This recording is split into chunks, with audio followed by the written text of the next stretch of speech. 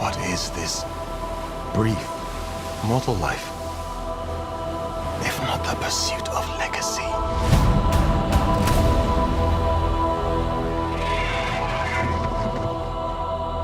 I, Rickon Stark. I, Corlys Velaryon. I, Ormond Baratheon.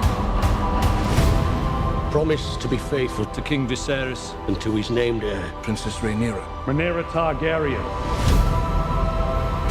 Men would sooner put the realm to the torch than see a woman ascend the Iron Throne.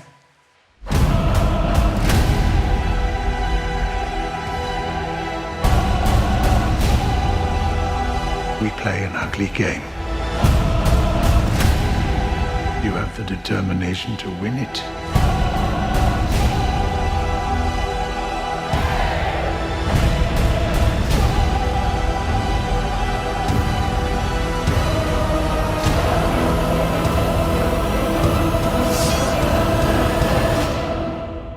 History does not remember blood.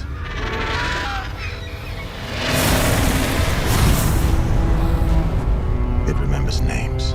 How's it going, everyone? Welcome back to the Geek View. 3 years later, we're finally back at Westeros. We're here to talk about the House of the Dragon, and I don't know, it's kind of interesting to kind of see a prequel like change the future, I guess. Is that what it is? It's not changing the future. This is just the prequel. Well, it changes the perspective of the future, right? Things that are happening on the show that you're like, oh. I don't know.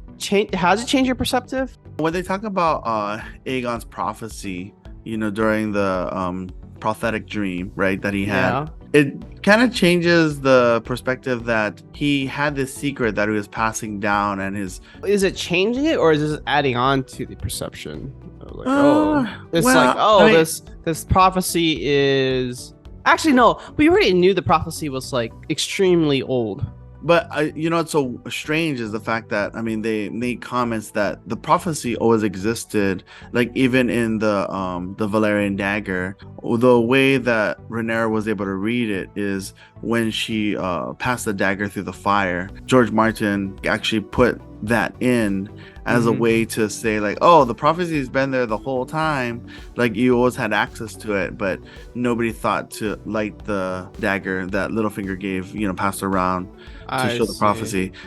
For me, it's just these little things that the House of the Dragon is throwing in there to kind of be like, oh yeah, is this an example of good storytelling, right? I think George R.R. Martin just had to go back and like answer a few questions. Let me fix this here, or fill in the little holes, I'd say. Right, yeah. But that's good that he has the opportunity to do so. You know, it was you know, when you kind of just watch the YouTube algorithm, you know, so many people didn't like season 8, and I was thinking that people wouldn't watch the House of Dragon because because of that. You know, that's still crazy. People were saying that leading up to the premiere. I thought so. I mean, but No. you know, you had told me that there was like they had the highest 10 million. Yeah, 10 million people watched the premiere. Yeah, which is opening weekend. Incredible. I mean, I guess people just wanted to be transported back into Westeros. I think what happened was it was a loud minority saying, "Oh, Game of Thrones was ruined forever, so no one's gonna watch the show anymore." I mean, as long as they're winning Emmys, that's all that matters, right? Like, I know Game of Thrones won a whole bunch of those Emmys. House of the Dragon actually takes place 200 years before, you know, Daenerys Targaryen and the whole Game of Thrones series. It gives us a little insight on what happened during that time when the Targaryen family ruled. Yeah, I do like the perspective of like what life was like when the Targaryens had dragon power and ruled the entire Seven Kingdoms. Right, and it's funny because they don't like overflex. Like, you don't see them like always like, oh, let's just bring some dragons in there. It's no way. They totally did. They totally do. It's not like every battle you're gonna throw a dragon into there. Yeah, they can. I feel like it's a little subtle because, I mean, even in the first episode during Viserys's reign, it was a little bit more closer to peacetime, right? Yeah, because the previous king, Jaehaerys, ruled over half a century of peace, right? Right, yeah. And that's what I find very neat is that we're not in, like, you know, of course, were leading toward like the dances of the dragons, right, or dance of the dragons. But before that, it was peace. I think it also speaks a lot to like the type of character that Viserys is. Yeah. And what kind of king he'll play out to be in the coming episodes of the season. It's kind of neat to see a weak king, I guess. Yeah, as opposed to like someone like Viserys' brother Daemon, where he's like he wants to he's more brutal. He wouldn't hesitate to like show off or flex, as you say, their draconic powers. This is my dragon. Yeah. And in the episode, right, we do see Daemon and the type of character he is, kind of getting ready for the celebratory birth of Viserys's potential heir, right? And then Daemon and the Gold Cloaks just start wreaking havoc, right? And that was, I think, the goriest scene in that episode. You can't live it down that Game of Thrones is not going to have gore, it's not going to have sex, it's not going to have violence, right? Yeah, because I was thinking to myself, like, oh, maybe it'll be a little bit more toned down. Why would you? What made you think that? I was just thinking, like, okay, hey, we're gonna just tone it down a little bit. But no way. I mean, the fact that Game of Thrones, I think at least for me, the highest point was either the Red Wedding or the death of Ned Stark. Yeah, I guess no. That was shocking for me. I mean, that was a shock factor, but I think like in terms of gore, it was like probably like the Red Wedding, cutting open the baby and stuff like that, or I think it was maybe like when the guy got his balls chopped off. The Ironborn was son. his name Reek? Yeah, that was. Then they changed his name to Reek. I thought that was like a really high point in terms of that was pretty extreme gore. And actually, I have a interesting set of information. I saw it in one of the interviews with George R.R. Martin. He actually, like, all the bastards are named by their location. So like Jon Snow, he was given the last name Snow, and I think I forget his name, but the like you said, the guy who was torturing Reek, his last name was Snow too. I don't know if you knew that because he was a bastard. But they were kind of explaining like how they named their bastards. Yeah, and I was like, oh, I guess that's a normal thing back then. Everyone just being bastards. Well, they definitely had a lot. But even the first king in season 1, Robert Baratheon. Yeah, he had a ton of bastards. That's right. And they tried looking for them. I remember, wasn't Tyrion looking for them and just? It wasn't necessarily Tyrion. It was the hand of the king at the time. Arion, I think his name. Oh, John Aaron. John Aaron. Yeah. He was looking into the bastards of Robert Baratheon because he had discovered that Joffrey was not the true heir or the true son of because he was like. Yeah, he was a son of incest. As we're seeing in House of Dragons, marrying your sibling or your cousin, it's not. It's not an uncommon pretty common thing.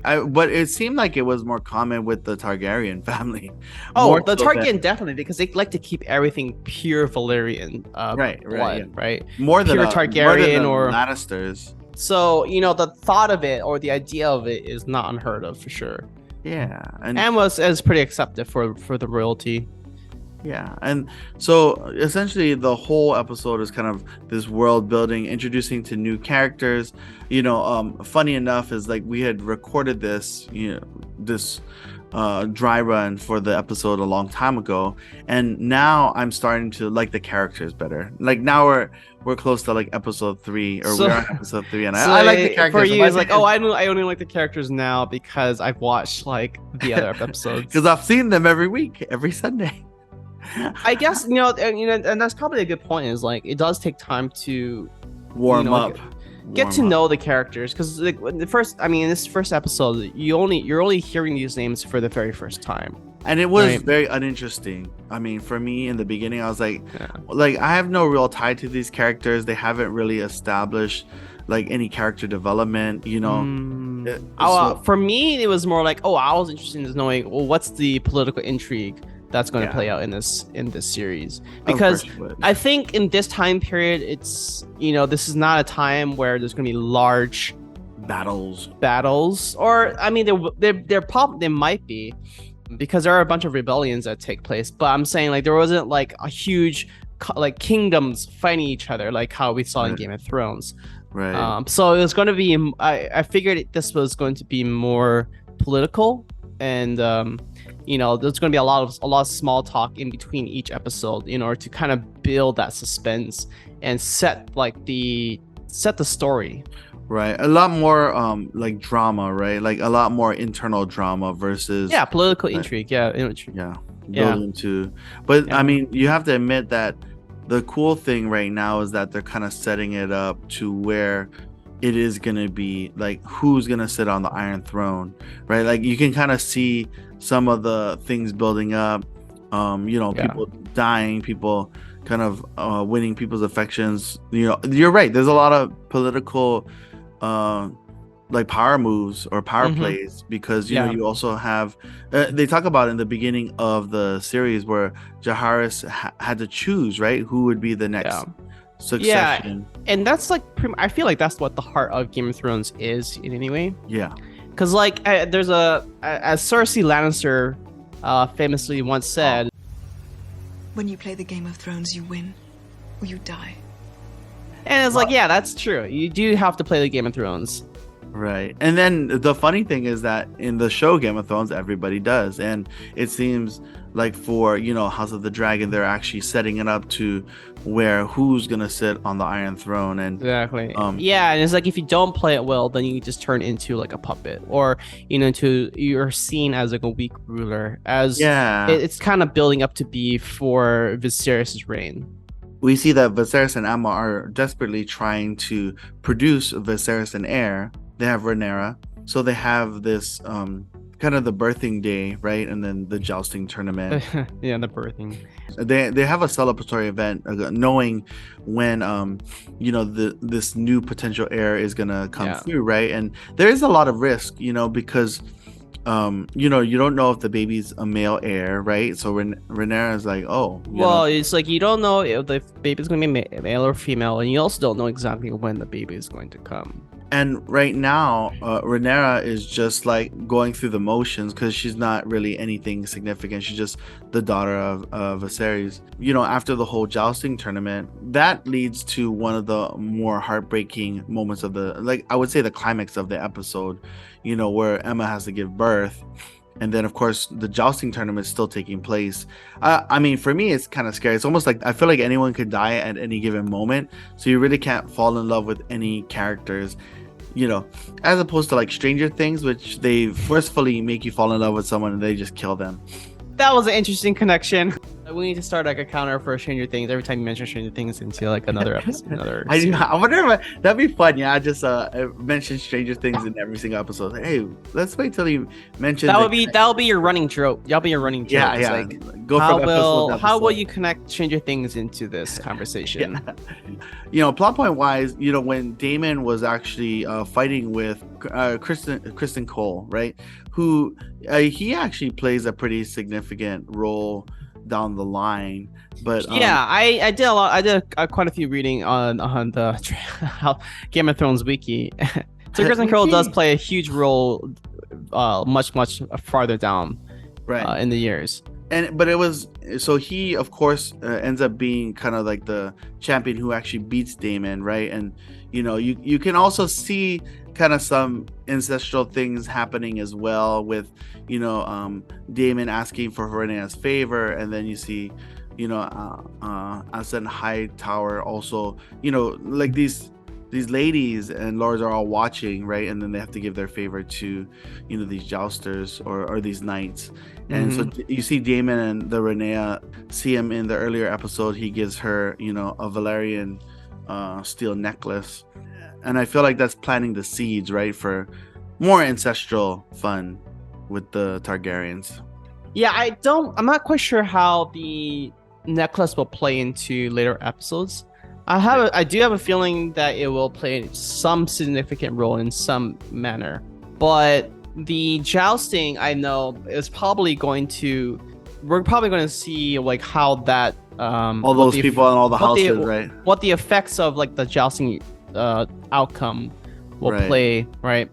With the favor being given, like Alicent Hightower giving the favor to Daemon, and then Rhaenyra giving her favor to Sir Criston Cole later on.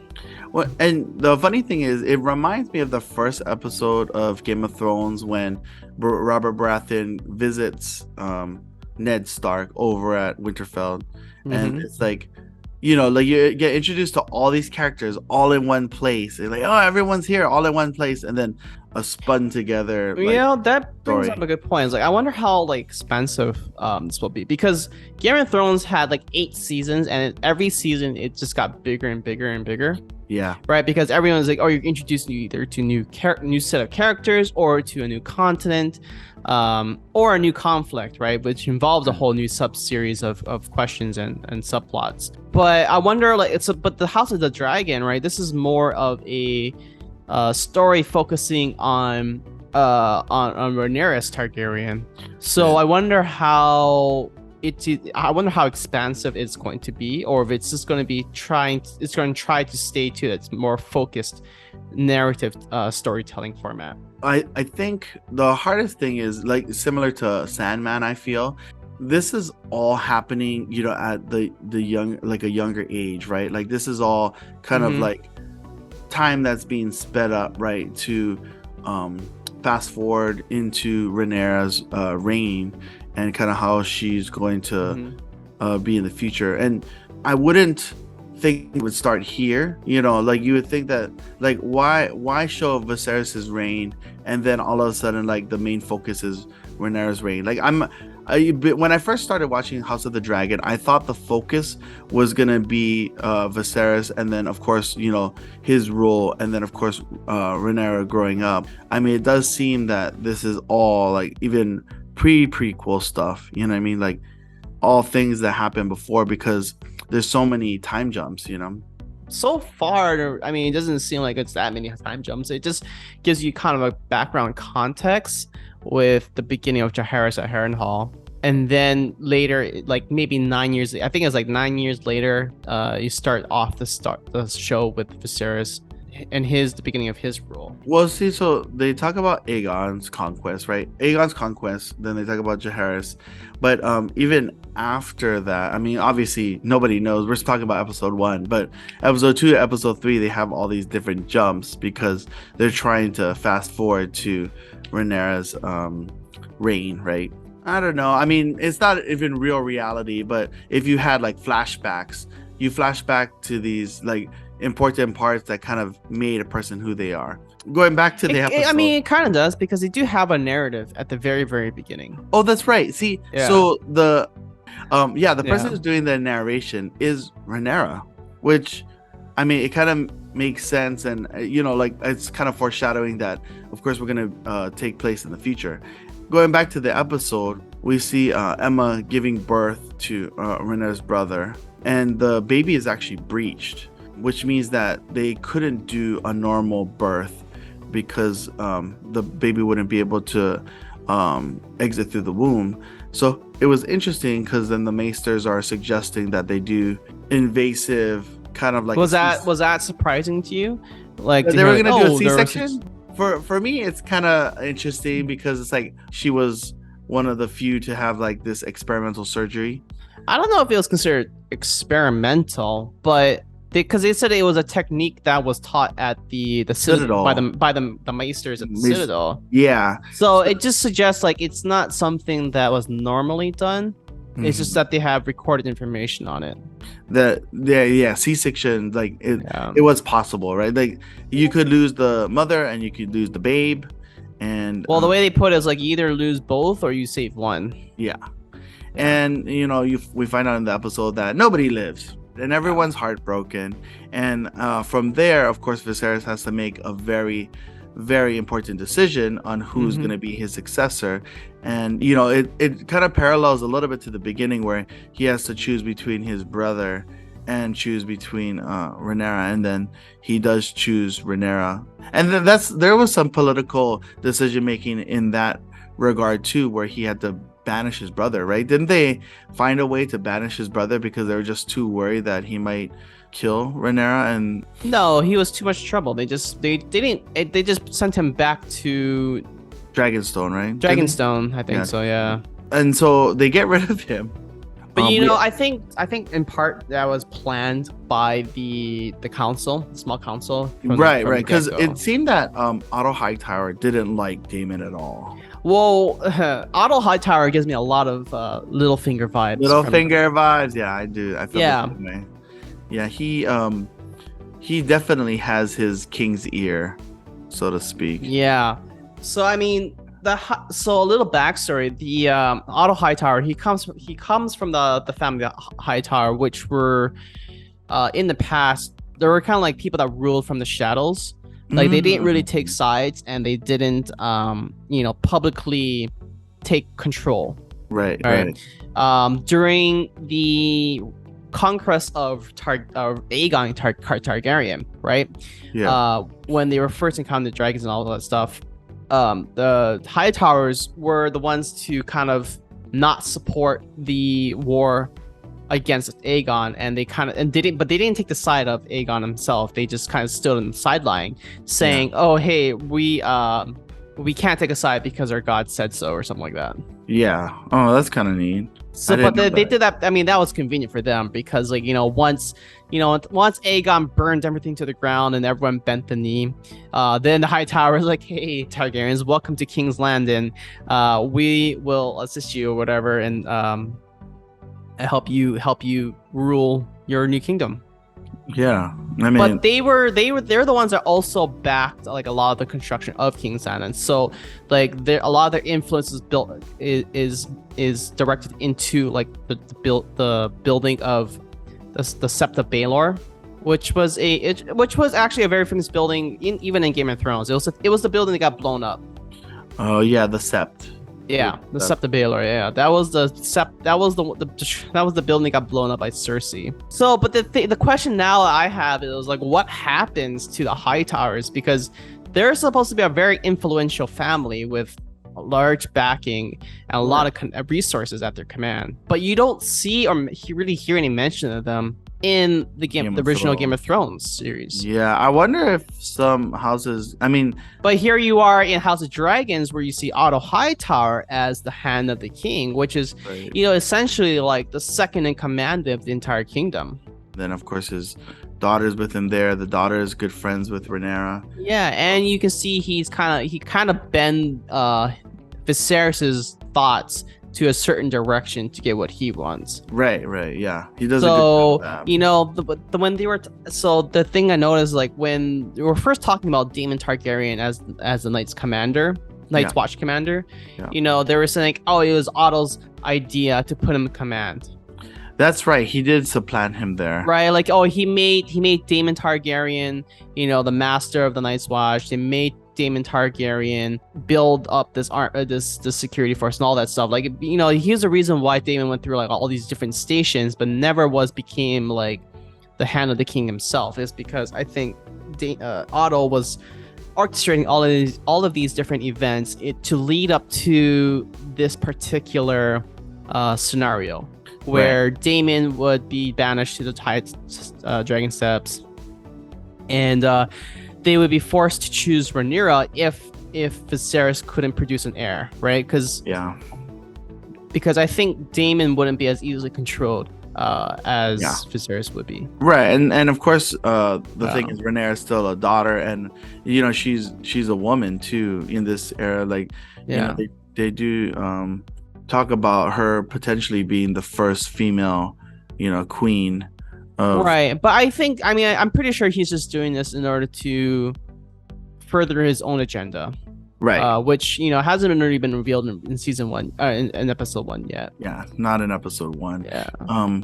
But yeah, and then that's how the episode ends with Rhaenyra kind of getting the crown and essentially becoming the next in line for the Iron Throne. And that was still a very heart moving moment. Like I felt like, oh wow, like once they announced her as queen and the council all agreed, I was like, oh wow. I was like, this girl so young, and they're making her the queen, but they have no choice, right? Because now that Viserys has no heir, it's like done deal. So, honestly, this Rhaenyra Targaryen's journey so far, it kind of reminds me of a lot of Sansa Stark, because of the fact the way they both started innocent, and then they go through a turmoil where they have to fight against or they have to rise above like certain adversity, spheres of influence that are controlled by men, and also that the fact that women don't necessarily have station of power. Yeah, I mean, or it could be like Daenerys and just seize the power, right? With her dragons. With their dragons. That's all you need is a couple dragons. Yeah, I'm looking forward to the later episodes when there's gonna be a whole ton of dragons. So especially with the Dance of the Dragons, I can't wait for that. Like I said before, I originally was not looking forward too much to this episode. I'm actually glad we're recording this now after I've seen a few more episodes, because I think the show is going to be really great. I'm just glad we're back to really good writing. Yeah, I think that's the sentiment for a lot of people. It's just like, I think Dan and D&D.